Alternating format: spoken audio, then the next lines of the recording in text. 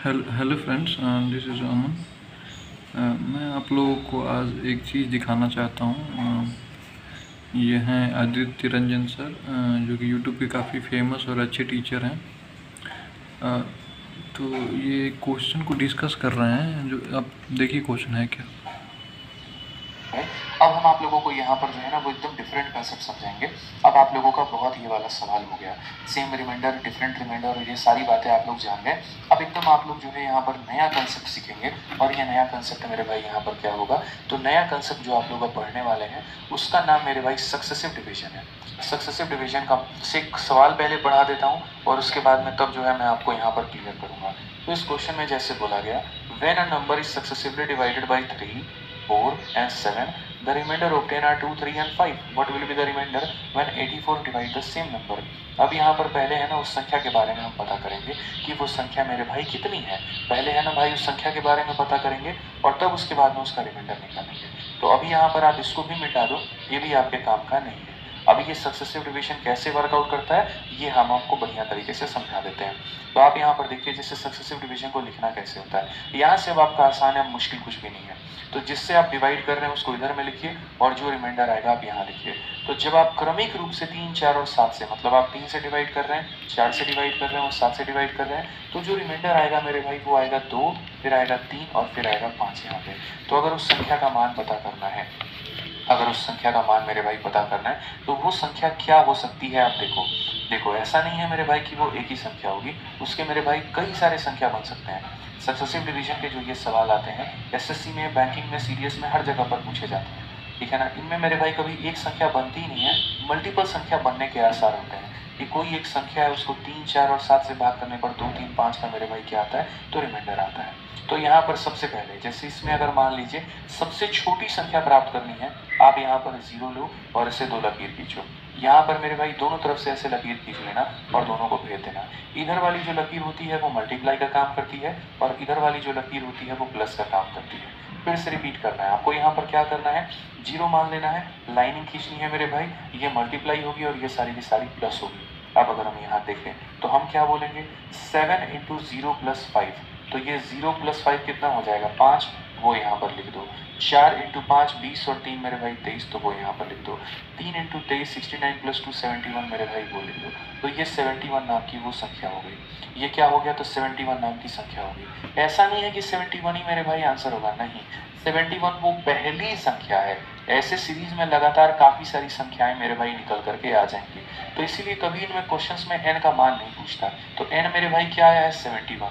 तो पूछा क्या है क्वेश्चन में, पूछा गया है कि what will be the remainder when 84 divide the same number. अब एक बात बताओ, यहाँ पर आप इस 71 को मेरे भाई जो है वो यहाँ पर 84 से डिवाइड करो, कितना आंसर आया, तो मेरे भाई 71 ही आया। तो आंसर कितना होगा, 71 होगा। लेकिन अभी ठहरो, यहाँ पे यहीं पर आपका डाउट खत्म नहीं होता है। एक बच्चे का मानो डाउट ये हो सकता है कि आपको सपना थोड़ी आ रहा था कि 0 से शुरुआत करनी है। कोई मेरे भाई 0 ना लेकर के 1 भी तो ले सकता है, 2 भी तो ले सकता है, 5 भी तो ले सकता है, 7 भी तो ले सकता है, उसकी मन की इच्छा, कुछ भी भाई वो कुछ भी ले ले। मैंने कहा यार बिल्कुल सही बात हो, बच्चा कह रहा है कुछ भी ले सकता है। यानी अगर मान लीजिए कोई यहाँ पर 0 ना लेकर के मेरे भाई अगर कोई 1 लेगा यहाँ पर, ठीक है ना, यहाँ पर 0 ना लेकर के 1 ले, काम तो सेम होगा, इधर भी मल्टीप्लाई, इधर भी मल्टीप्लाई, इधर भी मल्टीप्लाई, यहाँ प्लस, यहाँ प्लस, यहाँ प्लस, तो क्या होगा, तो उस केस में यहाँ पर होगा 7 इंटू 1 7 प्लस 5 12 आ जाएगा, ठीक है। 4 इंटू 12 48 और 3 51 आ जाएगा। 3 इंटू 51 153 और 2 155 हो जाएगा। अब उस केस में यहाँ पर n की वैल्यू कितनी आ जाएगी, तो n की वैल्यू 155 आ जाएगी। लेकिन n का मान नहीं पूछा है, यहाँ पर बोला गया है what will be the remainder when 84 divide the same number. यानी अगर इस संख्या को 84 डिवाइड करेगा तो क्या होगा, तो अगर इस संख्या को हम 84 से डिवाइड करते हैं, जहाँ पर 84 का 1 गुना 84 लेकर के आता है, तो यहाँ पर आप देखेंगे आंसर आपका कितना आया, 71। यही मेरे भाई रिमाइंडर है और यही हमारा क्या है, तो आंसर है। कितना आया, 71। यानी आप यहाँ पर इस बात को हमेशा नोटिस करिएगा। पहली बात, जीवन में एग्जामिनर नंबर पूछने की गलती नहीं करता है, वो कभी नंबर नहीं पूछता। ऐसे सक्सेसिव डिवीजन के जितने भी सवाल होते हैं वो हमेशा ये बोलता है कि यहाँ जो भी नंबर प्राप्त हुआ है अगर उसको फलानी संख्या से भाग की जाए तो रिमाइंडर कितना होगा। इसीलिए कोई अगर 0 मान रहा है, कोई कोई अगर 1 मान रहा है, कोई अगर 2 मान रहा है, या वो बंदा कुछ भी मान रहा है, डिवाइड करने के बाद में जो रिमाइंडर आता है वो हमेशा सेम आता है। यानी अगर किसी ने 0 माना है और उसके बाद में जो आंसर आया, तो डिवाइड करने के बाद में उसका भी रिमाइंडर 71 आएगा, और किसी ने 1 मान करके बनाया है और डिवाइड किया तो उसका भी आंसर कितना आएगा, 71। संख्या अलग अलग हो सकती है, रिमाइंडर हमारा सेम रहेगा। समझ में आ गया बात? संख्या हमारी अलग अलग हो सकती है, रिमाइंडर हमारा सेम रहेगा। आप लोगों ने देख लिया कि जो ये बता रहे हैं वो मैथमेटिक्स का जो भी क्वेश्चन ये डिस्कस कर रहे हैं उसमें काफ़ी एक अलग तरीके का एक एक्जोटिक चीज़ दिखा रहे हैं, एक तरीका दिखा रहे हैं जो लॉजिकल नहीं लगता है। मतलब कहीं से अगर एक मैथमेटिक्स का स्टूडेंट अगर इसको देखे जो कि इन चीज़ों से परिचित नहीं है, तो उसके लिए ये एक तरीके की रोट लर्निंग हो जाएगी, जहाँ पे वो कुछ समझ नहीं रहा है, बस वो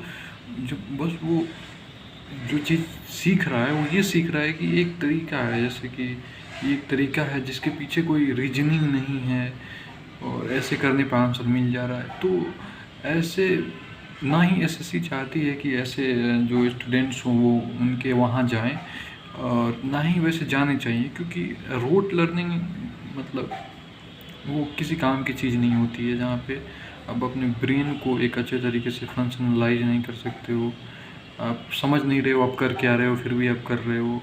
या अगर जो भी मैथमेटिक्स पढ़ा भी हो तो उसके लिए भी ये मतलब एक तरीके का काफ़ी अजीब चीज़ हो जाएगा जो यहाँ पे हो रहा है। तो मैं बस इतना चाहता हूँ कि मैं आप लोगों को दिखाना चाहता हूँ कि कैसे मैथमेटिक्स जो है ये क्वेश्चन है उसको एक और नया नज़रिया दिया जा सकता है और सीखने के लिए। तो this is not something kind of comparison, but ये एक तरीके का ट्रू लर्निंग, एक तरीके का लर्निंग जहाँ पे आप बिना प्रेशराइज हुए, बिना एक रिदम में बह के जाओ। मैथमेटिक्स एक रिदम में करके जाओ, जहाँ पे किसी तरीके का प्रेशर ना हो कुछ याद करने का, कुछ ये ट्रिक सीख लो वो ट्रिक सीख लो। मैथमेटिक्स एसएससी के मैथमेटिक्स को लॉजिकली सीखा जा सकता है, मैं बस ये इतना बताना चाहता हूँ, और अच्छे से सीखा जा सकता है, जहाँ पे आपको कुछ ज़्यादा रटना नहीं होगा, आपकी चीज़ें लगभग बहुत अच्छे से क्लियर होंगी, हर एक पैटर्न जहाँ पे। और mathematics generally people lakhs logic. Mathematics में अगर आप सही लॉजिक यूज करें और लैंग्वेज आपका सही हो, लैंग्वेज पे पकड़ सही हो, और सिग्नल्स जो साइंस होते हैं वो सही हो, तो आप एक अच्छा मैथमेटिक्स के स्टूडेंट बन सकते हैं। और मैथमेटिक्स एक दुनिया को एक प्रैक्टिकल प्रेगमेटिज्म के नज़रिए से देखने का तरीका है। ये कुछ अलग चीज़ नहीं है, कुछ दूसरी दुनिया की चीज़ नहीं है जहाँ पे आप ऐसे बिना मतलब की चीज़ें पढ़ रहे हो। ये बहुत ही हैरेसिंग है, मतलब मेरे हिसाब से लोगों के लिए ऐसी चीज़ें सीखा जाए, और पता नहीं ये सब चीज़ें क्यों चल रही हैं, लोग क्यों सीख रहे हैं, मुझे इसका कोई रीज़न नहीं लगता है। मैं आप लोग दिखाना चाहता हूँ कि कैसे ये चीज़ें हो सकती हैं। तो लुक एट, तो यहाँ पे मैंने वो क्वेश्चन को एक अलग तरीके से लिखा है जो काफ़ी क्लियर नहीं है, मतलब लैंग्वेज जो है उतना क्लियर नहीं है। बस क्वेश्चन को ऐसे समझ सकते हो आप कि व्हेन आप एक नंबर को सक्सेसिवली डिवाइड करते हो 3, 4 और 7 से, तो रिमाइंडर जो है वो 2, 3 एंड 5 आता है।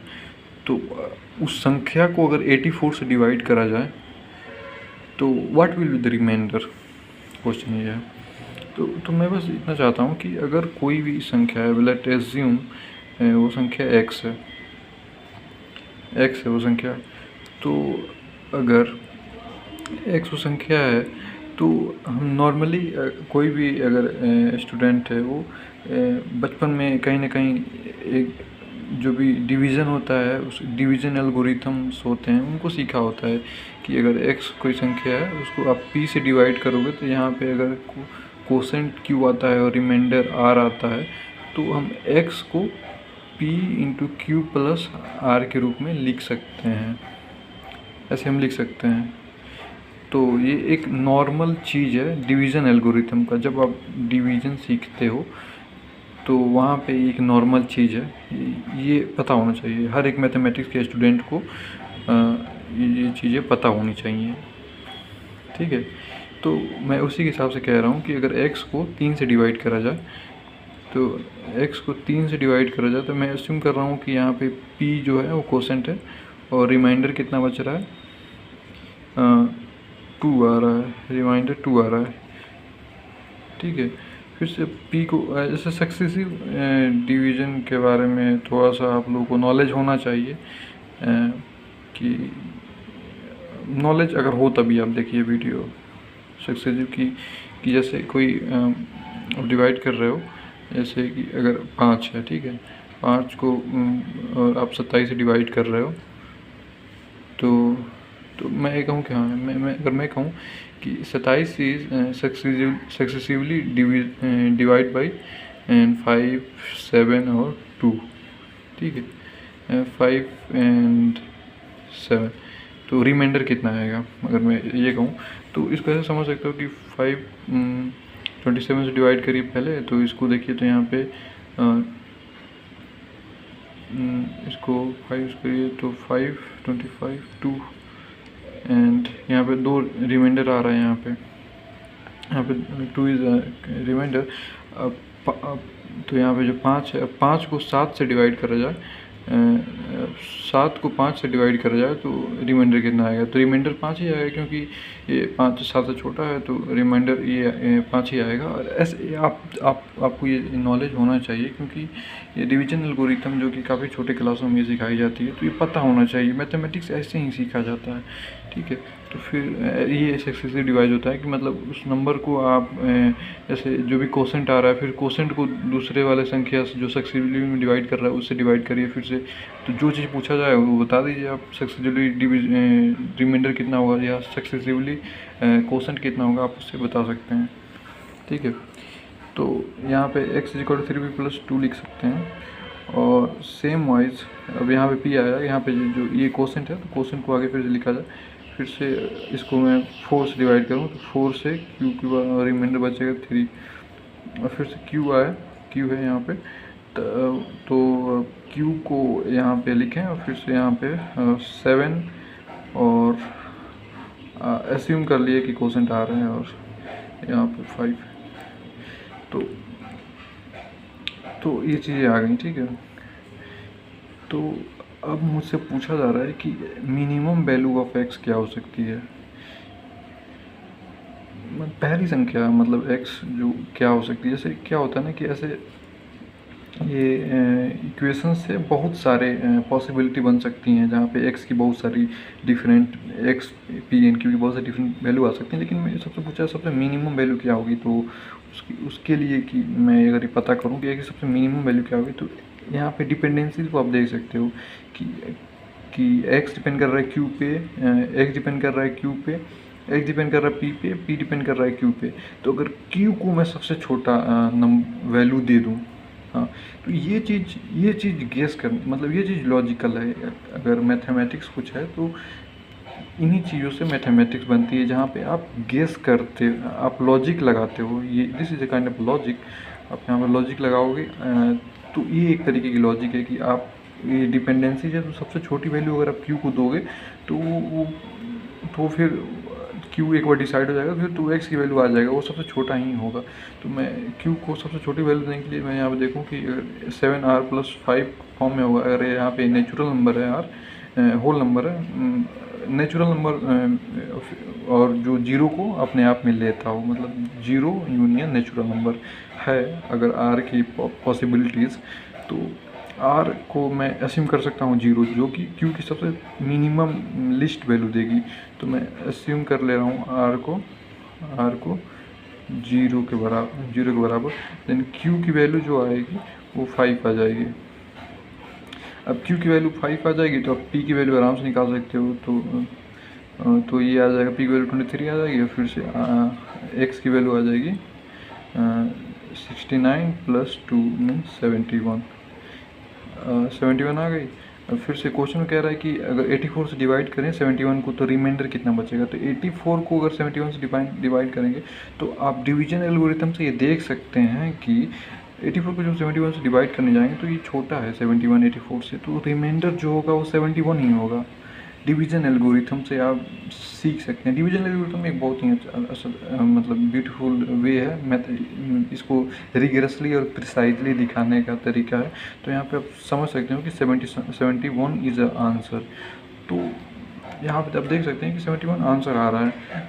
मतलब ये एक अच्छा तरीका है। अगर आप एसएससी में अगर एंटर कर रहे हो, या आप एसएससी आपको जॉब दे रही है, जो भी आप कर रही है, तो आप इस चीज़ को सीखिए ना, क्योंकि ब्यूटी यही है। और ब्यूटी यही, जॉब लेना इज़ नॉट दैट इम्पोर्टेंट। आप एसएससी चाहती है कि जो भी लोग आ रहा है वो एक पैटर्न फॉलो करे, वो एक तरीके का सही से आए, मतलब किसी भी तरीके का घुसपैठ ना हो। एक अच्छा सीखने का एक अच्छा एंड लॉजिकल तरीका हो। अगर आप, ये मैं कहता हूँ कि ये ईमानदार तरीका है, this is a honest way to learn something. अगर आप उस तरीके से याद करके रट करके चले भी जाते हो तो दैट्स नॉट वर्थ इट। वो ईमानदारी नहीं होती, ना एसएससी से, ना खुद आपके खुद से। तो आप मैथमेटिक्स को अच्छे से सीख के जाओ ना यार। वैसे भी अगर आप इसे सीख रहे हो तो आप बहुत आसानी से सॉल्व कर लोगे, मैथमेटिक्स बहुत आसानी से सॉल्व कर लोगे। अगर आप रट रहे हो, बहुत अच्छी प्रैक्टिस करोगे तो बहुत अच्छा आपको मैथमेटिक्स वाली क्वेश्चन आंसर लाने वाली टेक्निक हो जाएंगी। लेकिन आप कहीं ना कहीं वो लॉजिकल थिंकिंग मिस करोगे। आप जीवन के किसी भी पड़ाव में जाओगे तो आप कहीं ना कहीं उस लॉजिकल थिंकिंग को मिस करोगे, जहाँ पे आप खुद से ये आप चीज़ों को लॉजिकली इंटरप्रेट कर पा रहे हो, कि आप देख पा रहे हो कि क्या गलत है क्या सही है। इस यूनिवर्स का ह्यूमन जो भी जितना भी डेवलप करा है ह्यूमन सिविलाइजेशन, तो वो इसी बेसिस पे डेवलप करा है कि वो लॉजिकली थिंक कर सकता है, वो अपने हिसाब से दुनिया को देखता है और फिर से लॉजिकल इंटरप्रेट करता है, और फिर से लॉजिक्स लगाता है, नए नए सब्जेक्ट बनाता है। तो एज ए यूथ हम लोग को मेन धारा में उतर के सीखना चाहिए। मतलब जो भी धारा बह रही है, जो सही तरीका है, मतलब जो नॉलेज बह रहा है, उस नॉलेज में उतर के सीखना चाहिए। और मैं कहूँ कि इससे बड़ा आनंददायक चीज़ कुछ हो नहीं सकता है कहीं भी। तो फिर उतरिए ना, फिर उतरिए।